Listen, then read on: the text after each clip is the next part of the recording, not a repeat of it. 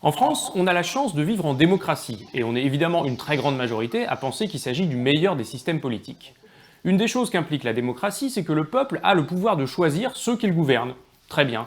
Mais la manière qu'on a de les choisir, c'est-à-dire notre système de vote, est-ce qu'on est sûr qu'il est le meilleur? Eh ben non, pas vraiment. Il est même assez mauvais, et en fait, on pourrait faire beaucoup mieux.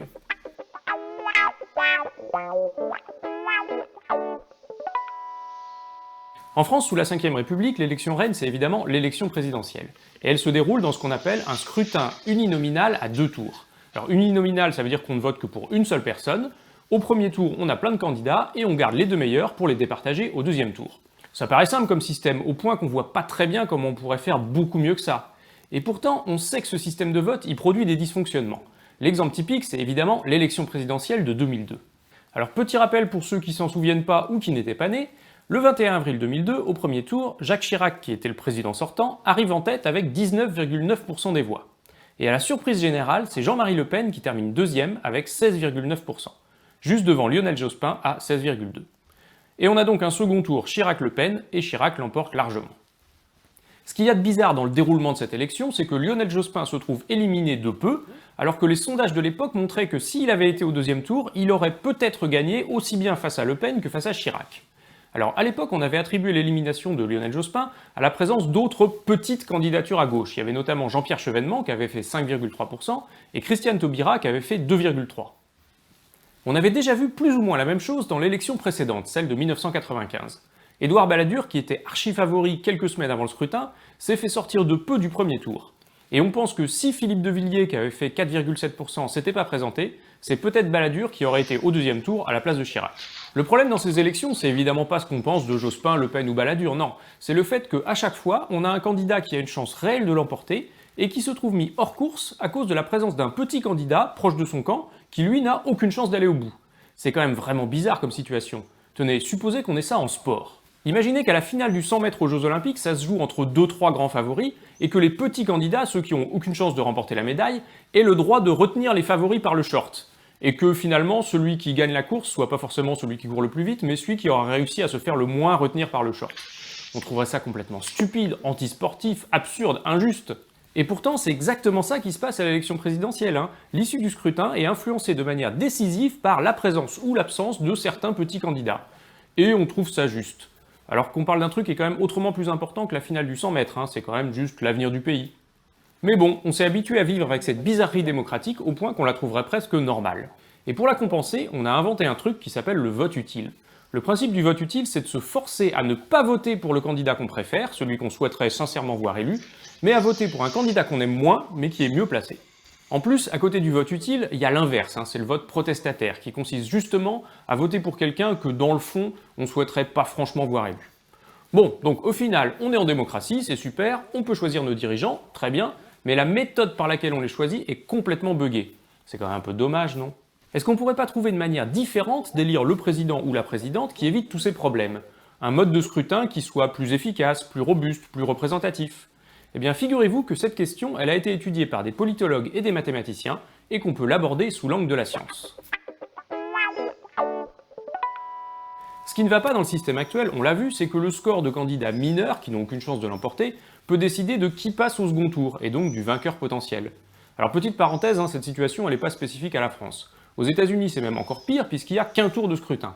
Alors leur tradition politique est faite pour que normalement il n'y ait que 2 candidats, mais bon, dès que c'est pas le cas, c'est le bordel.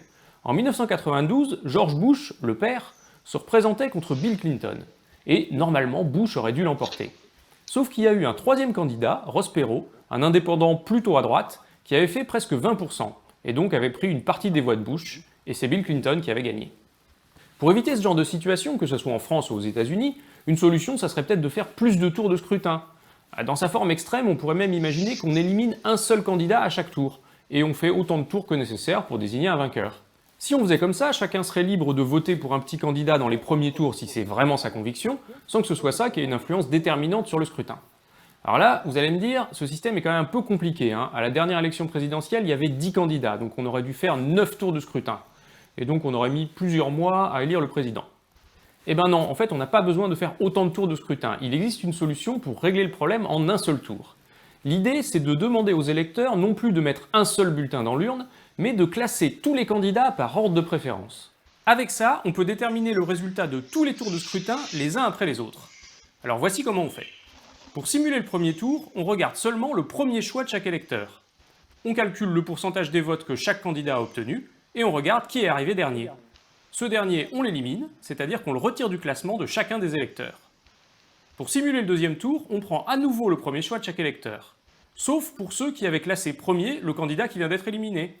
Pour cela, on se reporte sur leur deuxième choix. On calcule à nouveau les pourcentages obtenus par chaque candidat, on trouve le dernier et on l'élimine. Et on recommence comme ça jusqu'à ce qu'il n'y ait plus que 2 candidats et qu'on puisse désigner un vainqueur. Cette méthode de scrutin, elle existe vraiment, on l'appelle le vote alternatif. Et elle est utilisée notamment pour élire la Chambre des représentants en Australie, pour élire le président irlandais et dans certaines municipalités américaines. Alors la supériorité de cette méthode par rapport à notre scrutin à 2 tours, c'est qu'elle nous permet de bien mieux exprimer nos opinions. Le problème du scrutin uninominal, c'est que quand on vote pour quelqu'un, on ne dit absolument rien de ce qu'on pense de tous les autres. C'est-à-dire qu'on réduit toute la complexité de nos opinions sur les candidats au choix d'un seul nom. Alors qu'avec le vote alternatif, on peut exprimer de manière beaucoup plus riche nos préférences puisqu'on classe tous les candidats. Alors est-ce que c'est la méthode de scrutin parfaite, ce vote alternatif? Eh ben non, pas vraiment en fait. Bon déjà, pour les lecteurs, elle n'est pas super simple. En général, on sait les candidats qu'on aime ou qu'on déteste, mais arriver à classer tous les candidats quand il y en a 10 ou 12, c'est pas toujours évident. Et puis cette méthode de scrutin, elle permet de traiter les cas où il y a plein de petits candidats comme en France, mais dès qu'on se retrouve arrivé à l'avant-dernier tour, il n'y a plus que 3 candidats, et on se retrouve dans la situation habituelle, celle d'un scrutin à 2 tours. Et on va voir qu'avec 3 candidats et 2 tours, il peut déjà se passer des choses absurdes. Alors, imaginons qu'on n'ait plus que 2 tours, que ça soit du vote alternatif ou bien un scrutin classique à 2 tours comme on le fait aujourd'hui. Supposons qu'on ait 3 candidats, François, Nicolas et Marine. Alors oui, je fais exprès de prendre des personnes réelles pour que vous puissiez mieux visualiser les choses. Mais ce que je vais illustrer est tout à fait général, c'est lié aux mathématiques du vote, et donc c'est pas dépendant de ces personnes-là ou des camps qu'elles représentent.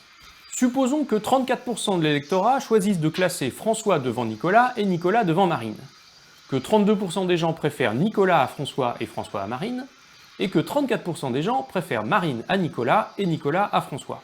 C'est une situation simplifiée, mais c'est relativement crédible, non? Simulons le premier tour. Chacun vote pour son candidat préféré.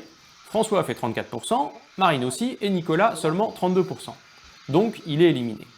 Simulons maintenant le deuxième tour. Ceux qui avaient voté pour Nicolas au premier tour se reportent sur François. Donc François fait 66% et Marine 34%. Et donc François est largement élu. Ok, maintenant, imaginons que les choses ne se soient pas passées comme ça. Imaginons que François ait fait une campagne plus efficace et qu'il ait réussi à prendre 3% de l'électorat à Marine. On aura donc les pourcentages suivants pour les différents classements. François, Nicolas, Marine, 37%. Nicolas, François, Marine, toujours 32%. Et Marine, Nicolas, François, 31%. Alors, on simule le premier tour. François fait 37%, Nicolas 32% et Marine 31%. Donc c'est Marine qui est éliminée au premier tour. Et si on simule le deuxième tour, eh ben cette fois, on a Nicolas 63 et François 37. Vous voyez le paradoxe? Dans la première situation, François est élu, mais s'il récupère plus d'électeurs, il peut se retrouver perdant. C'est ce qu'on appelle parfois le paradoxe d'Arrow. Que ce soit dans un scrutin classique à 2 tours ou dans le vote alternatif, en progressant dans l'opinion, on peut se retrouver à descendre dans le classement. C'est quand même absurde. Outre le fait que c'est totalement incohérent comme situation, ça ouvre la porte à ce qu'on appelle du vote stratégique. Ici, les partisans d'un candidat, François, auraient intérêt à ne pas voter pour lui au premier tour et à voter pour Marine pour lui faciliter le deuxième tour. Le vote stratégique, c'est quand on ne vote pas selon ses convictions, mais qu'on exploite les failles du système pour aider son candidat. Allez, autre paradoxe du système classique. Imaginons 3 candidats, Ségolène, Nicolas et François. Je continue de prendre des cas réels, alors notez quand même que c'est pas le même François. Alors imaginons que l'opinion les classe de la manière suivante. 40% des électeurs préfèrent Nicolas à François et François à Ségolène. Pour faire simple, vous pouvez les appeler les électeurs de droite. 40% préfèrent Ségolène à François et François à Nicolas, les électeurs de gauche. 10% préfèrent François à Nicolas et Nicolas à Ségolène, on peut les appeler centre droit. Et 10% préfèrent François à Ségolène et Ségolène à Nicolas, les centres gauche. Alors allons-y, simulons le premier tour, on prend le premier choix de chaque électeur. Nicolas et Ségolène font 40%, François ne fait que 20% et se retrouve éliminé. Et le deuxième tour va se jouer entre Nicolas et Ségolène. Et pourtant, si on faisait un duel François-Nicolas, François gagnerait 60-40. Et si on faisait un duel François-Ségolène, il gagnerait aussi. Donc François serait capable de battre chacun des finalistes, mais il n'arrive pas à aller en finale. Encore une fois, si on fait la comparaison avec le sport, c'est quand même un peu bizarre. Alors cet exemple, il n'est pas totalement fictif, hein. À l'élection présidentielle de 2007, il y avait 12 candidats, et les sondages de l'époque prédisaient que François Bayrou aurait battu en duel n'importe lequel des 11 autres candidats. Sauf qu'il n'a pas réussi à aller au deuxième tour. Cette situation, elle date pas d'hier, hein. Elle avait déjà été remarquée en 1785 par le marquis de Condorcet, un philosophe et mathématicien qui a été le premier à s'intéresser au système de vote de manière scientifique. Et sur la base de cette constatation, Condorcet avait proposé une méthode de vote qui porte son nom, la méthode de Condorcet. On organise des duels entre tous les candidats, des duels électoraux, hein, s'entend, et on garde celui qui réussit à battre tous les autres. Ça paraît super, sauf que Condorcet avait remarqué qu'il y a des situations où ça marche pas. Il existe des cas où aucun candidat ne peut être en capacité de battre tous les autres. Et ça crée des choses vraiment bizarres. Allez, imaginez qu'on ait 3 candidats, alors on va changer un peu, on va les appeler A, B et C. Supposez qu'un tiers de l'opinion préfère A à B et B à C. Un tiers préfère B à C et C à A, et le dernier tiers, C à A et A à B. Si on fait un duel A contre B, donc on enlève C, A gagne. Si on fait un duel B contre C, c'est B qui gagne, mais dans un duel A contre C, c'est C qui gagne. C'est-à-dire qu'aucun des 3 candidats ne peut gagner ces 2 duels. C'est quand même bizarre. On appelle ça le paradoxe de Condorcet. Ce qui est étonnant, c'est que, imaginez que A ait été élu par n'importe quelle méthode de scrutin.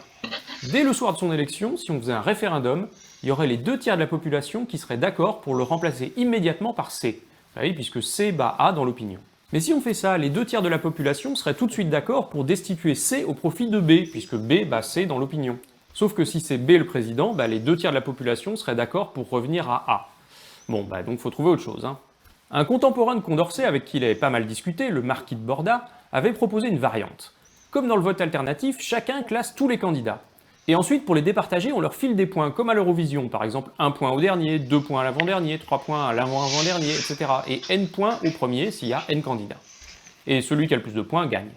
Si on applique ce mode de scrutin à notre situation avec François, Nicolas et Ségolène, on se retrouverait avec 190 points pour Nicolas et Ségolène, et 220 points pour François, qui serait donc élu. Ce mode de scrutin, il est par exemple utilisé dans certains prix sportifs, et aussi pour certaines élections à l'Académie des sciences. Alors il paraît parfait, non ? Non, pas vraiment. Déjà, il dépend de la manière dont on choisit de distribuer les points. Et puis, comme dans le scrutin majoritaire classique, les petits candidats peuvent avoir une influence décisive sur le résultat final. Donc non, il n'est pas vraiment idéal. Tout ça est un peu décourageant, hein. On a regardé plusieurs systèmes électoraux et aucun ne semble parfaitement satisfaisant. Mais au moins on sait déjà préciser un peu ce qu'on cherche, hein. On voudrait un système de vote qui satisfasse au moins 2 conditions. La première, c'est que quand on progresse dans l'opinion, on ne peut que progresser à la fin. Et on a vu qu'avec le scrutin majoritaire classique, c'est pas le cas. La deuxième, c'est qu'on voudrait que le résultat final ne soit pas dépendant de l'ajout ou du retrait d'un candidat mineur qui n'a aucune chance d'aller au bout, comme au 100 mètres quoi. Cette question, elle a été étudiée scientifiquement par un économiste américain qui s'appelle Kenneth Arrow. Et Arrow a démontré un résultat qui porte le nom de théorème d'impossibilité. Et en gros, ce théorème dit qu'il n'existe aucun système électoral qui puisse satisfaire ces 2 conditions. Voilà, game over, hein. Le système électoral parfait n'existe pas. C'est quand même un peu déprimant, non ? Le théorème d'impossibilité nous dit que quoi qu'on fasse, on ne pourra jamais élire correctement les gens qui nous dirigent. Sauf que le théorème d'Arrow ne porte que sur les systèmes de vote où on exprime nos préférences en classant les candidats. Mais en fait, on peut y échapper en utilisant un système de vote où on ne classe pas les candidats, mais où on les juge individuellement. Il y a un système électoral très simple qui permet de faire ça, c'est le vote par approbation. Alors dans ce système, on peut voter pour autant de candidats qu'on veut. Alors on peut évidemment pas voter plusieurs fois pour le même, mais on peut choisir de donner sa voix à tous les candidats qu'on approuve. À l'issue de ce scrutin, on a le pourcentage d'approbation de chaque candidat, c'est-à-dire la fraction de l'électorat qui a choisi de l'approuver. Et ce mode de scrutin, il est totalement insensible au jeu des petites candidatures. S'il y a plusieurs candidats qui vous plaisent, vous votez pour tout cela, il n'y a pas besoin de faire du vote utile. Un des gros avantages de ce système, c'est qu'il serait extrêmement simple à mettre en place et à dépouiller avec le fonctionnement actuel. Il suffit juste de dire qu'on a le droit de mettre plusieurs bulletins dans l'enveloppe. Un seul tour de scrutin et basta. Le problème de ce système, c'est qu'il n'y a pas de gradation dans l'approbation, c'est-à-dire que vous ne pouvez pas nuancer entre un candidat que vous appréciez vraiment et un candidat que vous toléreriez faute de mieux. Pour aller plus loin, il faudrait être capable de juger les candidats sur une échelle. Ça n'a rien de révolutionnaire comme proposition, hein. C'est ce qu'on fait quand on a besoin de classer des élèves, des films ou bien des gymnastes. Alors pourquoi pas des hommes politiques ? On pourrait tout simplement imaginer leur mettre à tous une note entre 0 et 20. Un problème, c'est qu'il faudrait trouver une échelle commune, hein, parce que 15 sur 20, ça ne veut pas forcément dire la même chose pour vous et pour moi. L'autre problème, c'est qu'on pourrait aussi peser sur le vote en exagérant ces notes, hein. Par exemple, votre candidat préféré, vous lui mettez 20 et vous mettez 0 à tous les autres, même si dans le fond, c'est pas ce que vous pensez. Ouais, bon, au final, élire le président ou la présidente en mettant des notes entre 0 et 20 à tous les candidats, c'est peut-être pas une super idée. Pour éviter ces travers, il y a deux chercheurs français, Rida Laraki et Michel Balinski, qui ont proposé une méthode de vote qui permet d'éviter tous les problèmes dont on a parlé aujourd'hui. On l'appelle la méthode du jugement majoritaire. Cette méthode est extrêmement simple à mettre en œuvre. Au lieu de mettre des notes aux candidats, on leur attribue une mention, un peu comme au bac, sur une échelle qui en compte 7. Excellent, très bien, bien, assez bien, passable, insuffisant et à rejeter. Le bulletin de vote ressemble à ça. Pour présider la France, ayant pris tous les éléments en considération, je juge en conscience que ces candidats seraient... Et pour chaque candidat, vous cochez une mention. Alors comment on dépouille ça ensuite? Eh bien pour chaque candidat, vous obtenez un pourcentage pour chacune des mentions. On va prendre un exemple fictif. Imaginons un candidat auquel 9% des gens auraient attribué la mention « excellent », très bien 14%, bien 16%, assez bien 15%, passable 18%, insuffisant 15%, à rejeter 13%. On représente ça graphiquement comme ça. Alors comment on interprète ça? Vous voyez que 9% de l'électorat accorderait la mention « excellent » à ce candidat. Mais 23%, c'est-à-dire 9 plus 14, lui accorderait au minimum « très bien », c'est-à-dire soit très bien, soit excellent. Et 39% accorderait au minimum « bien ». Et de même, 54% de l'électorat lui accorderait au minimum « assez bien ». La mention « assez bien », c'est ce qu'on appelle la mention majoritaire de ce candidat. C'est la mention que plus de la moitié de l'opinion, ici 54%, serait prêt à lui attribuer. Pour trouver rapidement la mention majoritaire d'un candidat, c'est très simple. Vous représentez les pourcentages de toutes ces mentions de cette manière, et vous tirez un trait à 50%. La mention sur laquelle vous tombez est sa mention majoritaire. Du coup, pour départager tous les candidats, on regarde pour chacun quelle est sa mention majoritaire, celle qui est approuvée par au moins 50% de l'opinion, et celui avec la meilleure mention majoritaire gagne. Et en cas d'égalité, on peut départager avec les pourcentages. Et voilà ce qu'on appelle la méthode du jugement majoritaire, et on pourrait très bien utiliser cette méthode de scrutin pour élire le président ou la présidente de la République. Alors qu'est-ce qui fait que cette méthode est si bonne? Bon, déjà, chaque candidat est jugé individuellement sur son mérite personnel, indépendamment des autres. Et donc, on n'a pas le problème des petites candidatures qui vont influencer l'issue du scrutin. Ici, s'il y a plus de petites candidatures, ça ne va pas changer la mention majoritaire qu'un candidat va recevoir. Du coup, avec la méthode du jugement majoritaire, il n'y a pas de notion de vote utile, vous avez juste à exprimer sincèrement votre opinion sur chacun des candidats. L'autre avantage de ce système, c'est qu'il échappe au paradoxe d'Arrow, c'est-à-dire qu'un candidat qui progresse dans l'opinion ne peut pas régresser dans le classement final. En plus, avec ce système du jugement majoritaire, on n'a aucun intérêt à voter stratégique, c'est-à-dire à exagérer son vote pour essayer d'aider son candidat. Si votre candidat a obtenu une mention majoritaire assez bien, que vous ayez voté bien, très bien ou excellent, ça change rien, donc vous n'avez pas à exagérer votre vote. Vous avez juste à voter sincèrement selon vos convictions personnelles. Autre avantage de ce système, si tous les candidats obtiennent comme mention majoritaire soit insuffisant, soit à rejeter, on peut décider d'organiser de nouvelles élections en exigeant de nouveaux candidats et en interdisant à ceux-là de se représenter. Vous voyez qu'une nouvelle méthode de vote comme celle du jugement majoritaire permettrait de choisir ceux qui nous dirigent de manière moins aléatoire et plus représentative, et peut-être de réconcilier le peuple avec ses élites politiques. Si vous aussi vous pensez qu'on peut choisir un meilleur système de scrutin pour élire le président, n'hésitez pas à partager cette vidéo, notamment pour faire connaître la méthode du jugement majoritaire. Si vous voulez en savoir plus, j'ai écrit un petit billet de blog pour apporter quelques compléments, et vous pouvez aussi aller voir cette vidéo de la chaîne La Statistique expliquée à mon chat, qui montre de manière assez remarquable comment, avec les mêmes chiffres, suivant le système de vote qu'on utilise, on peut obtenir un résultat différent. Bien sûr, comme toujours, si vous aimez la science, vous pouvez vous abonner à la chaîne pour ne rien rater. Vous pouvez suivre mes actualités sur Facebook, sur Twitter, et vous pouvez aussi me soutenir sur Tipeee. Merci à tous, à bientôt.